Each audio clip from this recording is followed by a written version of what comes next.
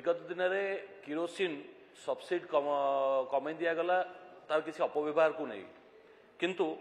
अपव्यवहार को नहीं सब्सिडी कमेला परे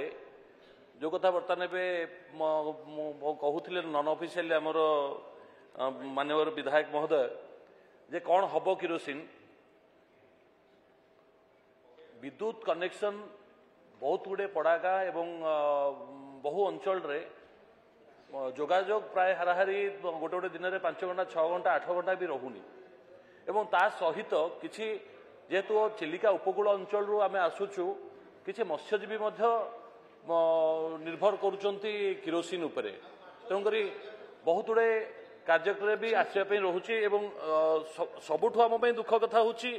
जे Tata power connection power supply नेला परे बहुत गुड़े असुविधा रोचे विद्युत बंटन एवं विद्युत रेगुलाराइजेशन करने सब बड़े आम एक डिमांड कले भी हो पारुनी किंतु किरोसिन सब्सिडाइज मूल्य रे बंटन आवश्यकता रही किसी साधारण लोक तार उपकार पाइबे मो मंत्री महोदय जानापी चाहिए एथपाई किसी स्वतंत्र व्यवस्था करेंगे कि माननीय मंत्री माननीय बाचस्पति महोदय ये केंद्रीय योजना रे किरोसिन सब बंटा जाउची वर्तमान मूल्य हाराहारी 57 टंका रु 59 टंका पर्यंत पड़ुची विभिन्न